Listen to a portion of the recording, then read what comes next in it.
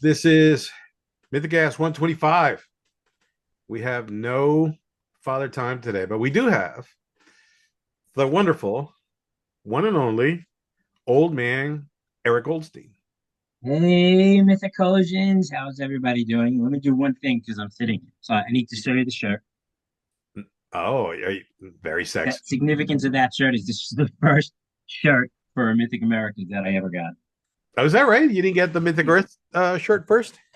This one. Oh, all I right. have So the that's others also. Just very like my good. favorites. So we're doing a MythCast today, episode 125, without Father Time. Right. We kind of snuck in behind his back, and he's on vacation. He's off to some wonderful locations that I will keep secret because I don't want the paparazzi chasing him down. I was going to say, uh, give him his space, people. Give him his yeah, space. come on. He needs his private time with his lovely wife and friends and family. So he's off to wonderful lands. He'll be back in a couple of weeks. Eric's a regular guest here, semi-host, I suppose, at this stage. So we figured we don't miss a beat because we already missed many beats. We're horrible, Eric. We're horrible. We absolutely are. If they could hear the conversations we have every couple of months about how this is it, we're going to stay on deadline. It's over. You know This is what the done. problem? I agree. The problem is I was actually thinking about this today before we got onto this chat. Um, and I think it has to do with it really does have to do with uh, there's so few of us doing so many things, right? So now we're moving the company to a whole new location, which Right. will be great. The place is awesome. It's going to let us do a lot more things, and I also realized that part of growth is trying to get ahead of it so that next year we have less of these issues, or at the end of this year we have less of these issues. Um, so that's why a lot of times we just kind of totally not space out. We just run out of time.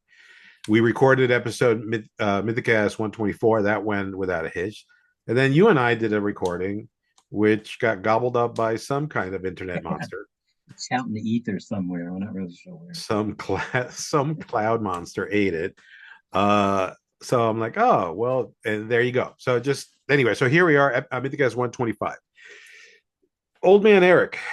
The point of this Mythicast is really to introduce the Crux Creator, Yep. which our humble CEO Nick has worked diligently with Father Time to put out to the community. And the Crux Creator really is, how do I describe it?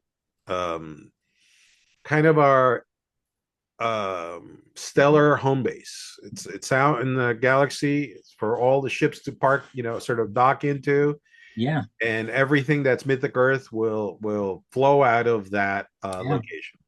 It's literally the crux of our mythic Earth universe. I see what you did there. That was Yeah. very good. That was very good.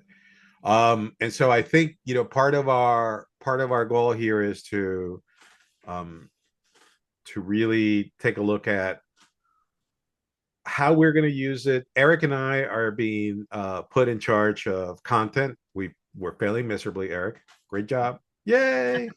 Well, the other part of having so few people that actually, run this whole company is that we end up, oh, we're going to go to Eric and this one or that one, whoever's literally available on that day. That's not because we're capable; it's because we happen to be available for that day. Yes. Although we're very capable. But all right, so so that's the point of this. Where there's going to be a new podcast, which is great since we can't manage to get this one podcast done on a regular basis. So might as well fail twice a week. But really, the idea is just so everybody knows the game has grown. The biggest thing that we've always gotten kind of really questions about and requests is more content, more battle reports, more content, more stuff about the game, which is fair. I know that we're gamers and we've been gamers for years, and we love the more the content, the better, right? So, aside from the Mythicast podcast, we're going to do another podcast, Eric and I, really around the Crux Creator. And so that's what this Mythicast is, a little bit of an out of usual format. So this is going to be an intro to the Crux Creator, and we're going to take you through one particular feature of the Crux Creator, which is the feature lists. Right. So when we come back, we'll talk about the feature lists, and we're going to start with Old Man Eric's Aztec list. All right. So we'll be right back. Well, welcome to the Crux Creator 1, the first episode of our latest shenanigans. Very exciting. I am Lord Mortis, and Eric, Old Man Eric, Mr. Eric Goldstein himself, will be my co-host as we explore the Crux Creator. What's going on, Eric? We'll talk more about what we're actually doing, but what's happening? Well, excited. We have the preliminary rules for the upcoming campaign, which is going to be map-based, which lives in our Crux Creator. So it's really exciting. We're going to have a mega battle. Each month, the results from all around the world are going to affect what goes on in the next battle. So it's exciting. I'm excited for that. That's very cool. So I had a couple of comments on that because the Crux Creator, the reason for doing these YouTube videos is to really get people, and there's a lot of people who are using it now, but the tools that were created in this thing are just amazing, right? Yeah, it is. It's wild. The campaign, the map, and all this stuff. And Nick is going to do a much more detailed how to use the Crux Creator. But today we want to really just get into one aspect of it, and that is the list building capabilities of it. So when we get into this, we are going to do this on a weekly or biweekly, like I said before. Yep. And what we're going to do is we're going to pick a list from the feature lists section of the Crux Creator, and I'll walk you through this. And the best way to do it is just to show people how this works, right, dude? Absolutely. All right, so we're using this modern technology. You and I are, what are we, like 130 years old? Come on. Whatever.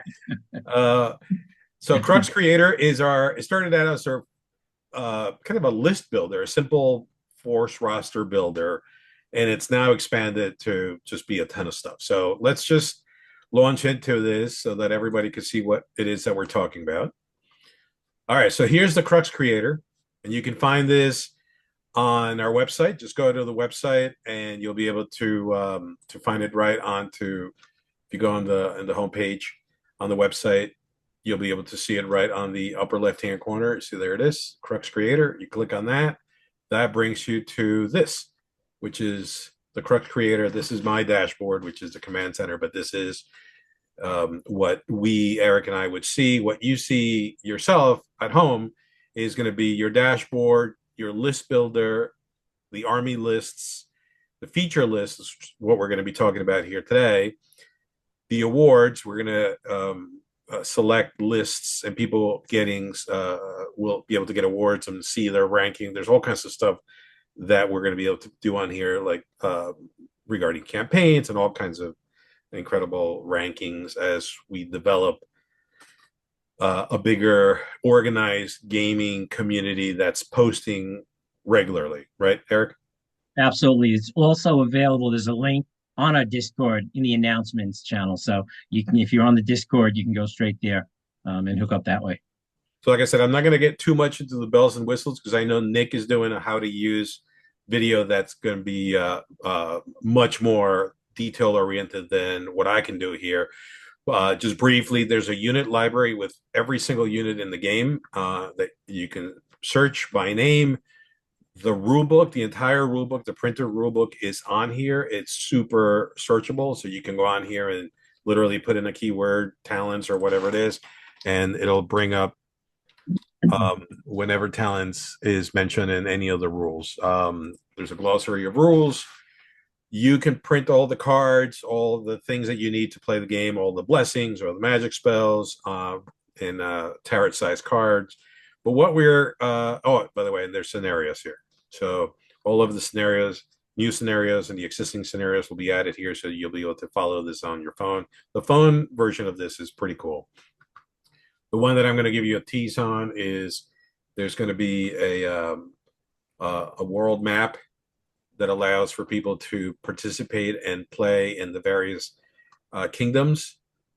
And it's very, very detailed. So if you're running a campaign in Pennsylvania, New Jersey, Ohio, wherever you happen to be, you will be able to participate, create your kingdoms, and expand from there. That part of it, the very localized part of it, is going to be fantastic. That's not probably until later on in the year, but yeah, it's pretty cool. And obviously, as we add parts to the world, so as we go into Polynesian kingdoms or add Mythic Europe, Mythic Asia, we'll continue to expand the world map. All right, so before I hog this entire conversation, what are we doing? We're going to the feature lists. So we have 2 lists that we have featured on here. And what we're hoping to do is, like I said, at weekly or bi-weekly, we're going to pick one of the feature lists, and we're going to talk about it with either A, the creator, or B, as designers. We're going to take a look at the list, really take a look at how effective we think it's going to be on the tabletop, always with an eye with balance and the flavor that people are kind of adding to their lists. So we're going to start with your list. So the way when you're on this the Crux Creator, you're going to click on the view full list. That brings you directly to the actual list. And of course, it's going to ask us to go back to the dashboard because that's how it always works. Did you save your list? Oh, absolutely. Okay. All right. So I'm going to go on here on the army lists. You should be on here. What's the name of your list? It's going to be down at the bottom because it's chronological, and it's Sans IR, Aztec Sans IR. Okay. Oh yeah. Fancy. Got it? Yeah. So you'll be able to see everybody's lists on here, by the way. And there it is. There it is. There it is. So I'm going to let Eric take it away, but this is a 993 point list. So Eric, you let me know when you're ready. I'm ready. I have my list up and ready to go. Cool. So, all right. Take us through it. So basically, the backstory and the reason I put this list together was that the IR is my favorite model in the lineup in our world, and I used him constantly. And I wanted to get away from a reliance on the IR, and also be able to open up my list building. He's expensive, approximately 200 points, so it takes up a lot. When we added things like hummingbirds, I want to be able to utilize units like that. So the idea for this was basically to have mostly humanoid models on the table. Okay. You have marauders. So quickly going through the list, it's the high priest with his bodyguard, 5 strong, jaguar warriors, 10 strong. So wait, let's go. Let's do one unit at a time because I think part of it is I'm curious on. So I play Aztecs too, right? On the Aztecs, on your high priest, you went to a level 2 magic user because he's the only magic user general in the game. Right. Right. So level 2, and I don't generally bump him up to level 3 because I don't anticipate doing spells that need that much range. I'll leave him protected and let him follow up behind. He's mostly there for either Armor of the Gods or Power Siphon. If I'm lucky enough to get, a Sun Smite, then that'll be added in. So he basically leads from behind. I don't ever want him in combat. And the 4 bound dead are basically ablative wounds. So I give him tough into and bump him up a wound, and he's ready to go. So right now he's basically hiding in the back. As an Aztec player myself, and as an Inca player who likes to leave his oracle or high priest well guarded, usually around the back field of my force. Right. I'm starting to see some scary situations where some Chachapoya pop up Exactly. behind our lines. Uh, Exactly. so there's a couple of units that are now coming into the game that will be infiltrating or coming from the clouds, dropping into the backfield, which will make you think differently on what you do with your general. 100%. And that's where the Tlaloc and Bound Dead come in. I generally never go above 10 in a full unit. I'll run a couple of units of fives, and then a couple of units of tens. What I did with this list is I have 2 units of 10 and a unit of 15. So the unit of 15 really depends on whether I'm ever living or ever changing. So if I need to be defensive, using Armor of the Gods, I now have this phenomenal sludge pit. You want to engage them, go ahead. It's going to take you half the game to get through them. If I have Power Siphon, I have 15 strong hitting on the charge at 8.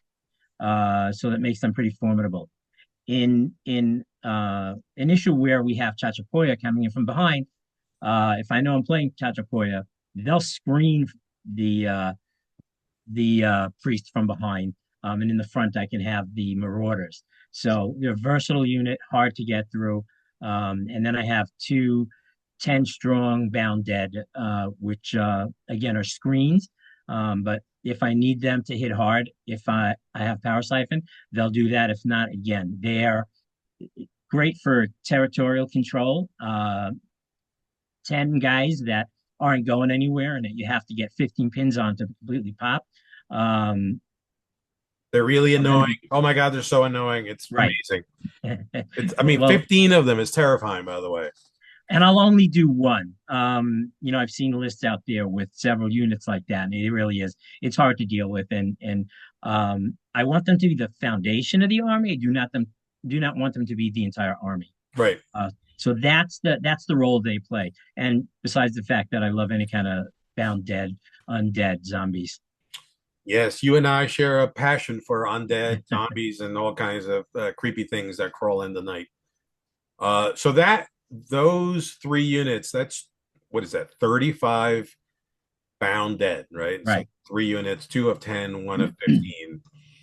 Um, that is a really nice way to protect your own objectives, whatever they happen to be. Um, they're hard to deal with, especially if they're coming in a horde. So it makes the other player have to think pretty hard how to manage a wave of dead flesh coming your way. Um, but then you added some marauders, did you? Yeah. So marauders generally are my meat shield. They'll go in front of my priest. So it makes people think twice about charging in to try and take them out. They are somewhat of glass tigers, but you give them the extra wound, they're going to stay around a little while. And if you get close, they're going to charge. And on the charge, they're formidable. They're super strong. And 5 of them gives you, a good foundation, a good beat down. When they charge in. I mean, 10 attacks, and on the charge, they're just powerful with the Makwaheedles. So people think twice about getting too close to those. So those are definitely my meat shield for the High Priest. Is there a +1 strength on their weapons? There's a +1 strength on the Makwaheedles. They get a +1 on charging. So I think when they go in, they're going in with a fight 8. Oh my God! And So they then, get a +1 on the Makahuitos yep, +1 automatically, on the charge. and then +1 for fight on their fight. So they're coming Right. in on 8. They're hitting you with 10 attacks, hitting on 8s. Right, with strength 2, I think it is on the Good max. Lord! Yeah, so they're Did you give strong. them extra wounds? I noticed you kept them at 1 wound. Otherwise, I guess they get super expensive, huh? Right. So for this list, they're just at the one because I'm not using them super offensively. If they were going to be a unit that was going to go out to take something down, I get them. I make sure to give them 2 wounds, which is interesting because whenever I'm teaching the game or doing demos, I always tell people anytime you're putting monsters out, always give them the second wound. I don't think I need them for this list with that. Again, I've used the list twice, but we'll see how they fare against some lists like Maya that have a lot of elite units. But at this point, I think 1 wound each. It's still 5 wounds to get through. It's really nice to run 2 units of bound dead, right?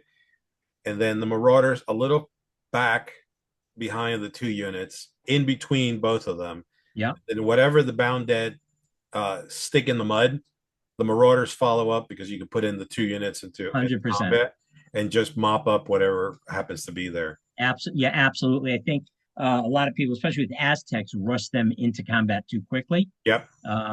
and waste them because they are glass tigers. They hit really hard, but there are just too many units that can take them down too easy. Yeah, I mean, look, in this game, everything dies.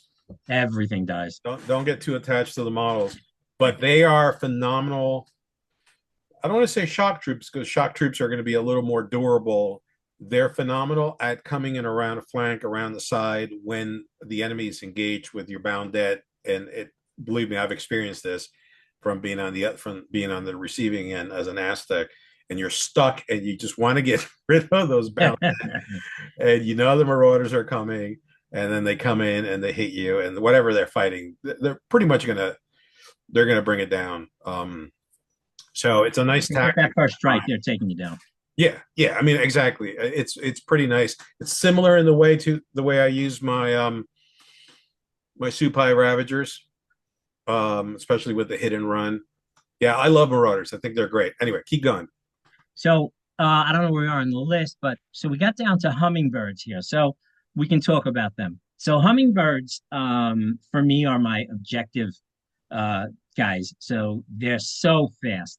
And what I love about them more than anything else is because of the way our game is set up, and we have our secondary objectives, that you can use them to either fool an opponent, or feint one way and have the hummingbirds going up a sideline so fast that they're in the enemy's deployment zone, literally in 1-2 moves, to claim objectives or do whatever they need to do. I don't want them in combat. I use just the 5 of them because they're pretty much going to go to where it's protected or nobody else is and fly down the side. The thing about them is they're not bad in combat either. So if you put a full unit down, it really they're very versatile and strong. But those are my speed demons. Yeah. I mean, their march is 18 inches. Like, it's not much faster than that in the game. Oh, because they have quick as the wind. Right. That's phenomenal, right? So they're moving in there again. You don't want to throw them out there on their own because they are going to evaporate. Yeah. Exactly. But those are your secret agents, so to speak. Those are the guys. Those are your. I don't want to say guerrilla guys. Those are your interceptors. They are your under the wire guys. You keep them back until I see the opportunity to get that victory point. And if I sacrifice them for the victory point, so be it. That's how the game gets played. So that's their role. They're never to get into combat. Yeah. So with that said, I've used them before as kamikaze.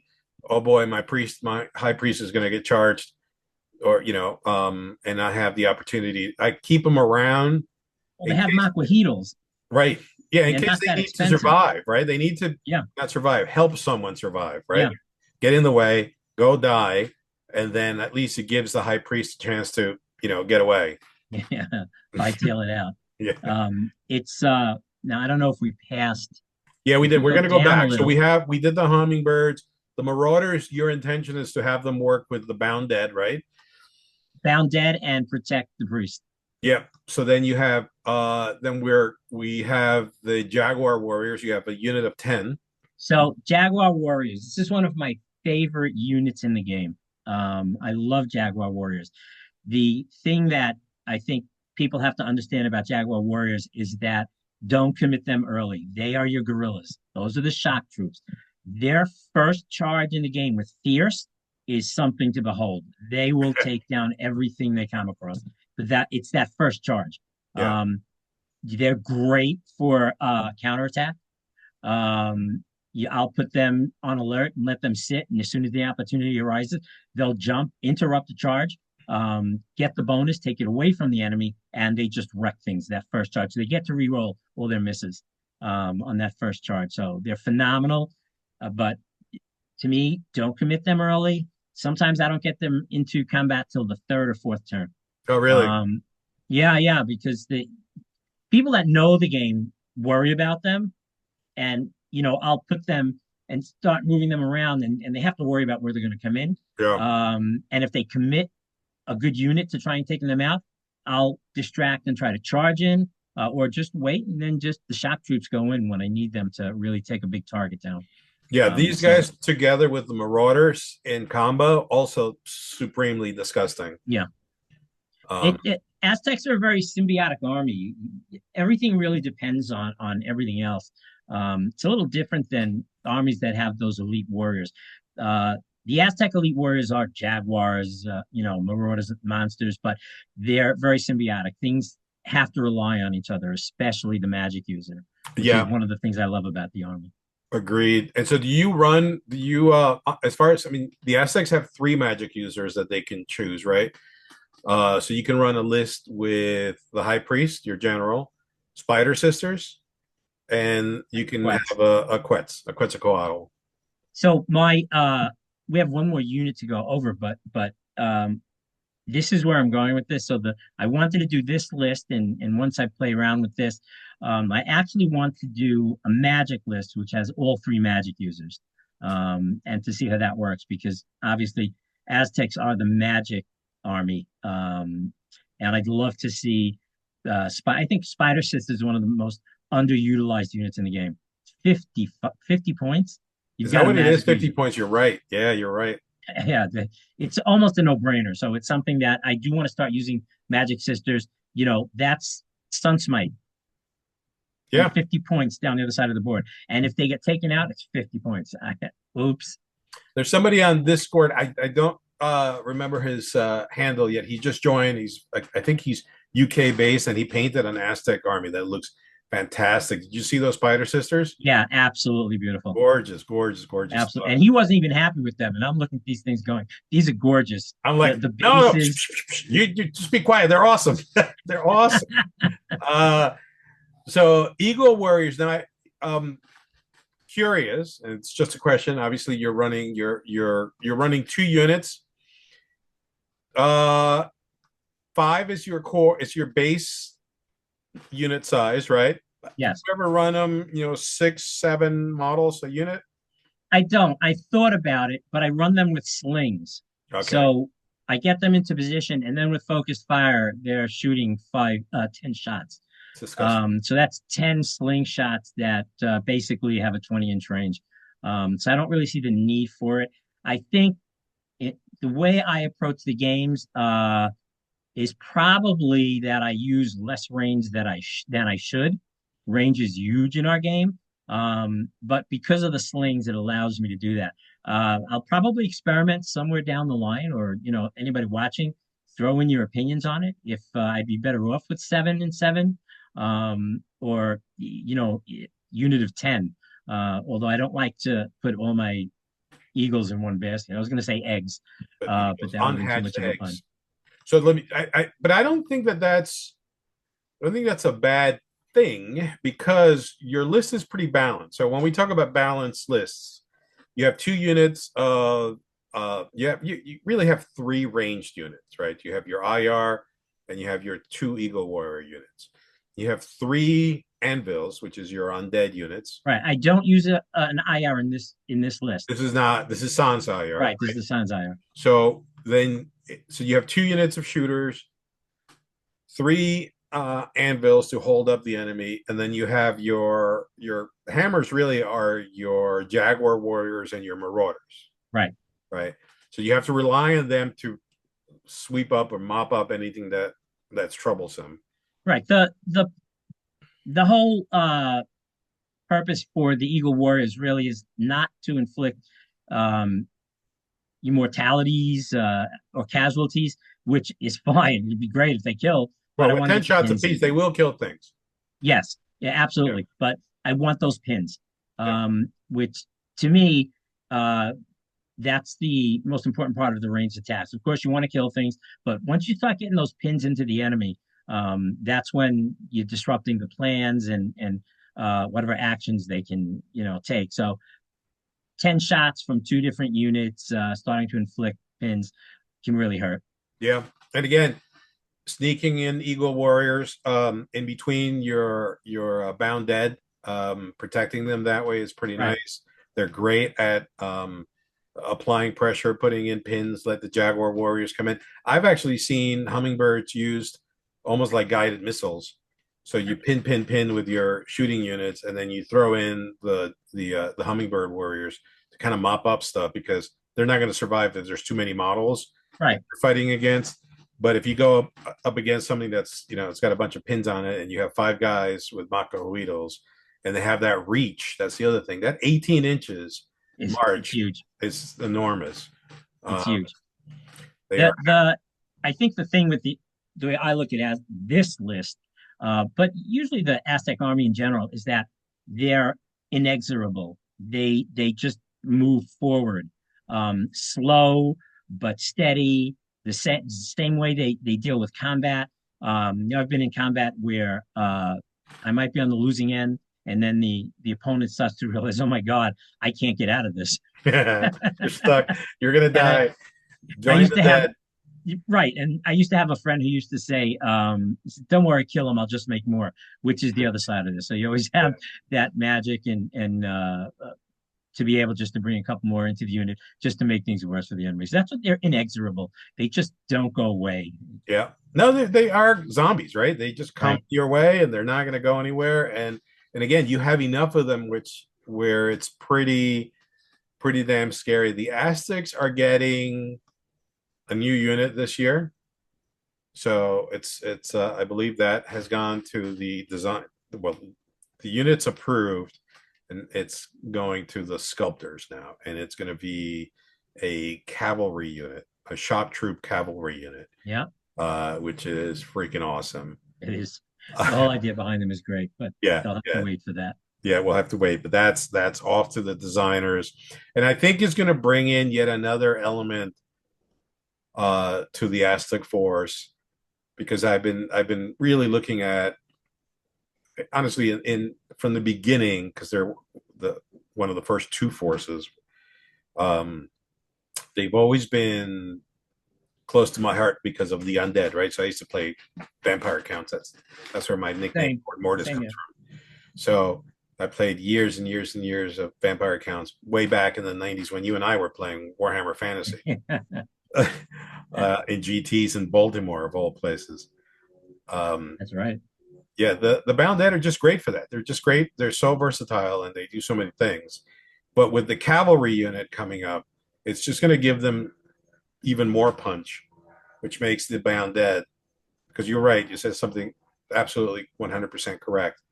This is a very synergistic force, very similar to the Taino in a weird way, where Yes. if you want to play Taino well, you want to make sure you're coordinating your multiple units, and you have a lot of units with Taino, and you have quite a few. How many? What do you have? A total of 9 units? Yeah. Yeah, it's pretty In good. I mean, this year, that's yeah.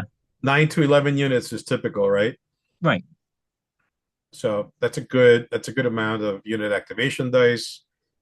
Do you tend to clump your activations around the bound dead, or do you spread them out? No, I spread them out. It really depends on what I'm facing, what I'm looking at. The everything generally starts with even when it comes to a turn, the magic that I'm going to need for that turn. I may have to. I mean, I've been in situations where I forget to move the priest first, and then I'm kind of out of luck because what I want to get to I can't. So Right. you have to always look at it. Again, Aztecs are so high priest focused that the way I look at it is I look at what's coming, I look at the table, figure out what the high priest needs to do, and then I'll start to move units in order to get that taken care of.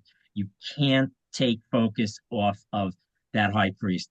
Again, in my opinion, there are a lot of other of our forces where the generals are a lot more resilient and very more combat oriented. In my Inuit, I don't really worry about uh, my leader too much, and he can get into battle and start banging things around. High Priest, super protective of. He's the principal magic user. So again, look at him, see what I want to do with magic, and then start moving things accordingly. What's cool about? I mean, that's why you and I have been talking about having these conversations on a regular basis because everybody's got is going to have a different approach, right? Absolutely. So if you look at your list, you're focused on the high priest, which also makes him a very high priority target for everyone else, right? So but your play style allows you to play with the high priest in such a way that that he's very, very important to your army, which means that you're going to expend some energy to try to protect them, right? So it makes you play in a certain way, right? Because Absolutely. if you had sisters or Quetzalcoatl's, less worried about losing your magic abilities. It all depends on who you give those key Right. spells that you rely on, whether you're playing ever changing or ever living. And that's the other thing, right? So when you play ever living or ever changing, you sort of have to have a sense of what happens when you're playing one or the other and how the game is going to develop for you along this list, right? Right. And that has a lot to do with what I was talking about before with whether I'm going to be using Power Siphon or Armor of the Gods. And I think one of the best decisions, you made this last year or the year before, I can't remember, Last year, because yeah. my favorite combo was Armor of the Gods and Power Siphon, Right. which was hideous. Right. You got Armor 7 hitting an 8 on a charge, and that don't run. Yeah. So when you switched it, that actually, I remember we were talking, and I said I can't stand that you did that, but it was actually a really good thing for the force and for the game because now you have to think. Yeah. And it Yeah. Before it was also, just an auto include yeah, almost, it was just, you know. yeah, it Yeah. was a little scary. So that's what I look at. And my army either go, I think, believe ever living puts me more on the defensive, ever changing puts me more on the offensive, which is also just a great thing for the game as far as knowing when you go up there, you're not sure which side you're going to be playing on, which way you're going to be using. And I think that helps in kind of controlling list building. Uh, but I think what's also cool is something that happened at Gen Con in the tournament that I never thought of doing. And it was the Aztec player, Yeah. and he threw Armor of the Gods onto his IR. I was I was So rolling. I never thought to do that. when you told me that, I was like, oh my God, I'll have to go look at these rules. What? And you can do it, right? Yeah, you can do it. You So can do it. And then after that, we actually reinstituted. We fact the 1 in 10 rule. yeah, Um, so that's a good point. In Before we move on, in the Crux Creator, it's still right now in the administration section, but it's going to go live. You're going to have something called patch notes, and in the patch notes, you're going to be able to we're going to make a notice. We're going to make a notice on Discord so that a new patch has gone live, and once you go on there, you'll see what the changes are, just like a video game patch. So if we decide to do, a 1 always succeeds, 10 always fails, and they're not modifiable, right? So the rule of 1 in 10, then that would be in the patch. All those changes, additions, FAQs, that's all going to be in the patch notes, which will be super easy for people to track what has changed or not. And then those changes will be reflected in the rule book. right. It's this whole system is living, so it's not like you have to go and keep checking for this year's new fact or every 6 months. It will be in there and can be done on the fly. Yeah. No, exactly. Well, anything else you want to share on your list? Um, I guess just that the reason for me building this list and the ones that I'm actually going on to is that as the game builds, we're starting to see more diversity in list building and in the forces. Yeah. I think that Chachapoya and People of the Totem are going to force us to look at the game differently and play the game differently. You talked about it already. I never had to worry about my backfield, and I had a discussion. It might have been with Jeff from Defective Dice where we were talking about um, basically our game, despite complexities which we have. With all our submissions and devotions and things like that, you're basically moving forward. That's what the game does. You move forward towards each other, and then do the things that you need to do, want to do, have to do. Now with the infiltration and being able to come out from water bodies on different sides of the table, you have to think differently. It's not just a forward head-on game. So I'm starting to look at different ways to build Aztecs. I am actually working on an all mortal list, Which which would be can be awesome. done. Yeah, I think that's going to be very cool. Basically, eagles, jaguars, hummingbirds, and And they're we're there. gonna have a mortal general. So Right. Absolutely. Right. Right. And so spider sisters, which are also mortal. yeah, So yeah. So that I mean that by the way, and if you wanted to have a mortal behemoth, mortal, right? So not a non-undead unit, uh, that would be your quets. So you right. Yes. Absolutely. once the new living non-undead general pops up, that's going to be pretty sweet. Yeah. I'm looking forward to him. A mortal uh, general that can actually get into combat and throw his weight around a little. Yeah, and if you're an Aztec player, you could run. There's a few Crux units that you can run with your force that gives you a Exactly. whole lot of, different. I mean, from Puckwudgies to Supai Ravagers, they give you a different flavor. Can we talk Puckwudgies for just a minute? Yeah, I love those models. So So sorry. Love I, those I things. I want people to start using Puckwudgies Yeah, because I think they're an amazing unit. They're just we haven't gotten them out enough. People aren't using them enough. yeah, Um, they're a harassment unit, and I think people need to look at them as a harassment unit. yeah, I don't want them anywhere near me on the table because yeah, they're not expensive. They're throwing fire all over the place, and they're just going to harass the crap out of you, and you have to deal with them. yeah. You have to deal with them. I agree. Right. No, I totally agree. Between them and the Supai Ravagers, I've been tempted, and you and I are gonna we're gonna do this um, over the deeper into the fall, but we're gonna start playing 1500 and 2000 Right. games, just because there are so many goodies we want to include. Yeah. And so we're thinking, oh, we're going to start playing these big unruly games. I mean, the game scales up very nicely. So if you keep adding units, if you jump from 1,000 to 1,500, it still plays as well because it's so primary and secondary scenario driven. Right. I think if you get beyond the 2,000 points, it does become more old Warhammer fantasy big. Right. So I don't unless you have an all afternoon situation because that's like noon to 6. That's a I big think it's something we also haven't explored, going above it. We've always talked about 1,000 points being the sweet spot. The interesting thing about 1,000 points is you have to think hard about what you're doing because everything becomes really precious.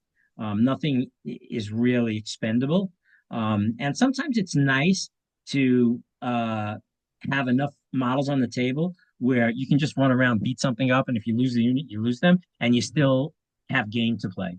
yeah. Um, Well, that's the thing of the because at 1,000 points, you have to be pretty well organized and right, keep your eye on those objectives because you can't afford to lose too many units by poor deployment, misusing them in the wrong time, that kind of stuff. It can hurt you a little bit. Some armies more than others, but some forces more than others. But it's definitely something that changes. I mean, we're going to be playing team tournaments, so that's going to be interesting as well. I've heard some combos at the shop the other day, and I'm like, you guys are filthy. The way they're talking about these combos is pretty nasty. So I'm looking forward to seeing that. You and I should play in that just because we should play just I'll play my Incas, you'll play your Aztecs. That would be fun. I mean, we're gonna have to be ringers anyway in case somebody like right. Yeah, no, no, I'm all for it. I'm all for it. I think some of the exciting things. I'm not. I'm probably one of the last people to come up with really vicious, lethal combos. yeah. Most of the games that I win are because I'm stubborn, just simply because I'm stubborn. You're And stubborn. yeah, Never. just No, not at all. You're so flexible and easygoing. ah, Where's you my know, Chinese food?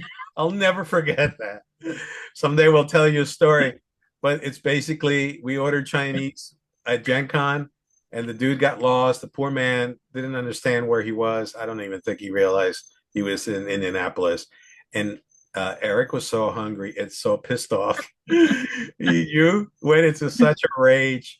And I just looked at you like, yeah, Well, yeah, but what was really funny is you put me on the phone with the guy. oh, it's unbelievable. I mean, on purpose, obviously, on Yeah. purpose, because I knew your temperature was going to go up from 0 to a billion degrees like that, and it did, and it was great to see.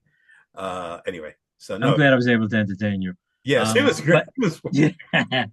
So most of the games that I win are really because I just refuse to give up. I've had Yeah, people in tournaments where I've won trophies that they say you've lost, and I'm like, I didn't lose, and there's two turns to go, and I'll go down to the very last model on the table, and that and the fact that I will absolutely do the stupidest thing you can don't we do, all? Don't we all?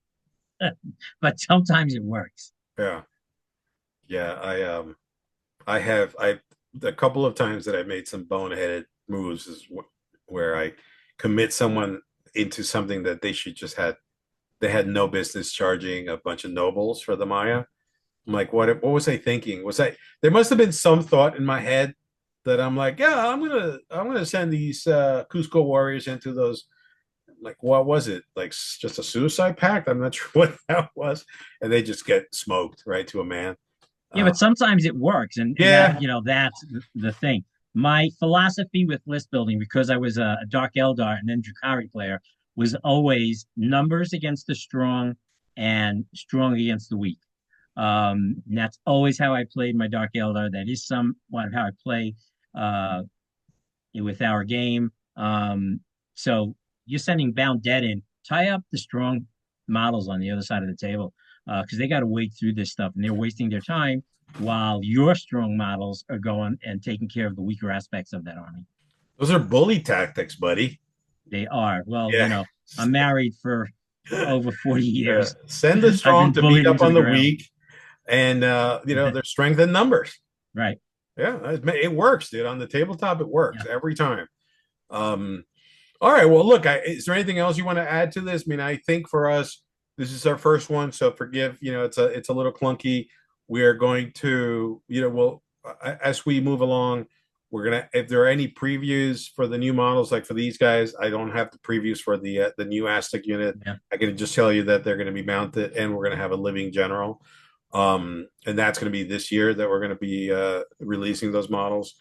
That's going to give a very different additional flavor, right? Because you can play Aztecs all living, all dead, um, and then a combo of the two, right? So with the living general, that's going to make that all living list pretty interesting as well. Yeah. I agree. I agree. There's a lot of interesting things coming up, a lot that we've talked about, a lot that's really exciting. We're not really going to talk about much because I don't want Father Time to kill me in my sleep. Yeah, Um, he's on vacation again. I know. That dude, Yeah, he's got he the needs life. it. He needs it. He needs it. Yeah, talk about You relaxed. There's another guy who's not super relaxed. I get relaxed. No, he's I no, just he's have a great. quicker wick. Yeah, well, Father Um, Time is like a supercomputer. He's got so much information out there when it comes to the rules and the production, and it just sort of blows my mind. So, yeah, he's enjoying a vacation. This is yeah, his he needs it. vacation But season. there's a lot of really cool stuff coming. Yeah, Um, and I think it's an exciting time to even just get into the game. So share your lists, get them up there on the Crux Creator. We're going to be looking through them, and you might find yourself talking to us about your list because we really want to hear your thoughts behind this. yeah. So the next one we'll do is we'll go through my Inca list, Yeah, and then we're going to send out. We'll pick a list from the community, and if you are available and are willing, we can reach out to you and include you in one of our calls, or you can send us your thoughts on the list if you're camera shy, or we can just sort of talk about it amongst ourselves and then put it out there for folks if you're not available. But yeah, so weekly by weekly depends on our schedule.